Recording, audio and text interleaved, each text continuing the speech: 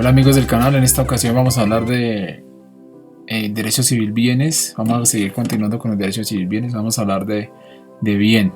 Vamos a hablar de derecho personal y real. Hablaremos también de requisitos para la prescripción adquisitiva, cómo hacer el englobe, cómo hacer el desenglobe, bienes vacantes y mostrencos, los modos de adquirir un dominio y las diferencias entre patrimonio familiar y afectación familiar. Bien, iniciamos con bien. Entonces decimos que bien es todo un objeto que tiene un valor. Encontramos el bien corporal, que tiene un cierto valor pecuniario, como por ejemplo una casa o un automóvil.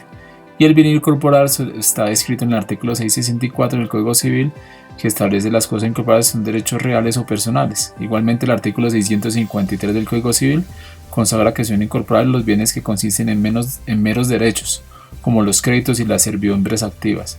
Considera entonces el Estatuto Civil que los derechos patrimoniales, derechos reales o personales pueden calificarse como cosas incorporables.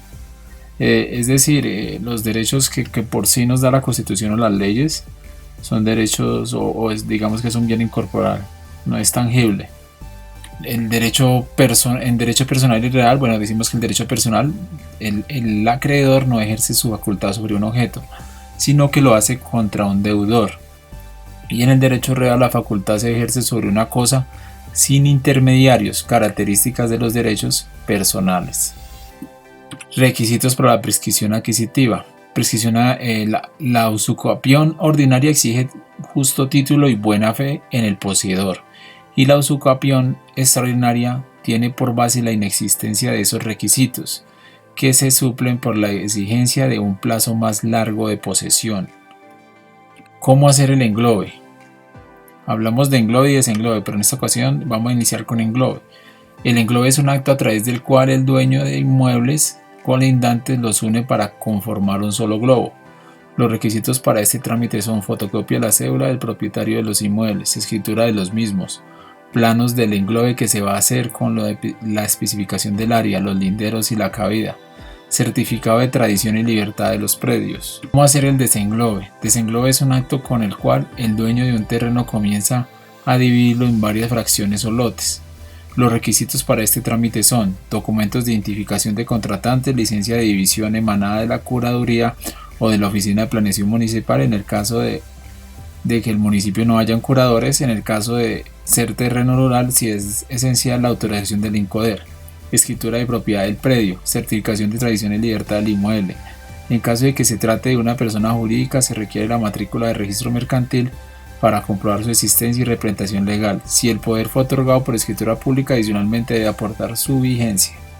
Y hablamos de bienes vacantes y mostrescos. Entonces decimos que en derecho civil se le denomina bienes vacantes a aquellos inmuebles que no tienen un dueño conocido, y bienes mostrencos a los bienes muebles que tampoco tienen dueño conocido. En sí la diferencia es que el bien vacante es a los bienes inmuebles, o sea, casas, edificios, finca raíz, y los bienes mostrencos es a los bienes muebles, a las cosas, como por ejemplo un televisor, un automóvil. Ambas clases de bienes tienen que encontrarse dentro del territorio colombiano y no deben tener dueño conocido ni aparente, como lo establece el artículo 706 del Código Civil colombiano. La diferencia es que uno es inmueble y el otro mueble. Vamos de adquirir el dominio. El artículo 673 del Código Civil los enumera. Son los siguientes: ocupación, que adquieren las cosas que no tienen dueño y cuyo aprovechamiento no está prohibido. Accesión.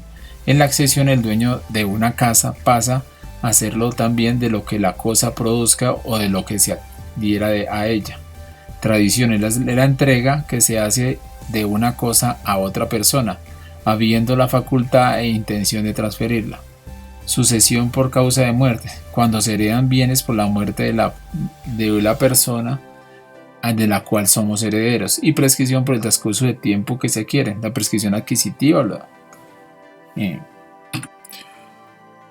Por último, pues tenemos la diferencia entre patrimonio familiar y afectación familiar. La Constitución del patrimonio familiar está consagrada en la Ley 70 de 1931, mientras que la afectación a vivienda familiar la regula la Ley 128 de 93. En el caso del patrimonio familiar, el estado civil del adquiriente del bien no es determinante para su constitución. En la afectación de familia debe estar vigente la sociedad conyugal o patrimonio para su constitución. El valor del bien que quiera constituirse como patrimonio de familia no debe superar los 250 salarios mínimos legales mensuales vigentes. Para la afectación de un bien inmueble no importa el valor, su único requisito es que esté destinado a vivienda. En el patrimonio de familia se pueden tener dos bienes siempre y cuando sean contiguos y no sumen más de la suma requerida, 250 salarios mínimos mensuales legales vigentes. En el otro caso solo debe tenerse un bien afectado a vivienda familiar.